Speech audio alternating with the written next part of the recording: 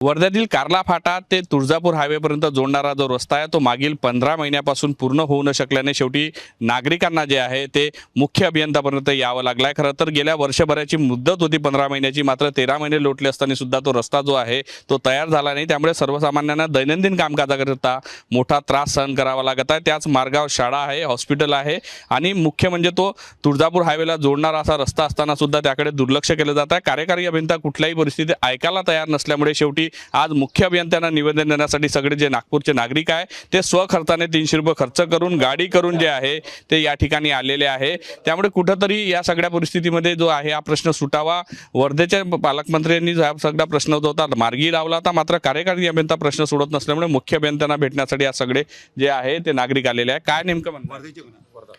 आम्ही पिपरीचे सर्व नागरिक आहोत आणि माननीय पंकजभाऊ भोयर यांनी आमच्या इथे कार्ला चौक ते रिंग रोड बायपासपर्यंतचा कार्ल्याकडे जाणारा ग्रामा नंबर 10 या रस्त्यासाठी 10 कोटी रुपयाचा निधी मंजूर करून दिला। 2024मध्ये मार्च महिन्यात त्याचं भूमिपूजनही झालं, कामाला सुरुवातही झाली आणि या इस्टिमेटला या कामाचा कालावधी 15 महिन्याचा होता। 13 महिने उलटून गेले, पण साध्या रोडचं सुद्धा काम पूर्ण झालं नाही। अंदाजे 450 मीटर काम आतापर्यंत झालेलं आहे आणि पेव्हिंग ब्लॉक, ड्रेनेज वगैरे या गोष्टी तर शिल्लकच राहिलेल्या आहे।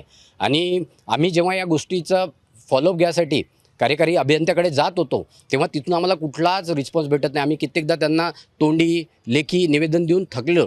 जेव्हा आम्हाला तिथून कुठलाच मार्ग निघाला नाही किंवा आमच्या समस्यांचं निराकरण झालं नाही तेव्हा आम्हाला मुख्य अभियंत्याकडे नागपूरला यावं लागलं आणि इथले जे सर्व लोक आहे हे स्वखर्चाने 300 रुपये जमा करून आम्ही एक ट्रॅव्हल्स केली आणि इथं आलो आणि आम्हाला आशा आहे की इथे आमच्या समस्येचं निराकरण होईल। न झाल्यास आम्ही मुख्य अभियंत्याला एक 10 दिवसाचा वेळ मागित 10 दिवसात जर आमचं हे मार्गी लागलं नाही तर आम्ही त्यांना सांगितलं की आम्ही संबंधित विभागांच्या सर्व परवानगी घेऊन इथेच उपोषणाला बसू।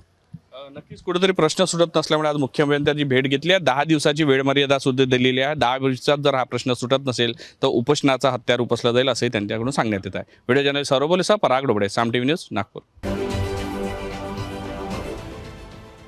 देश विदेशातील प्रत्येक घडामोडींचे लाईव्ह अपडेट मिळवण्यासाठी आता साम टीव्हीच्या सर्व सोशल मीडिया प्लॅटफॉर्मला लाईक, फॉलो आणि सबस्क्राईब करा।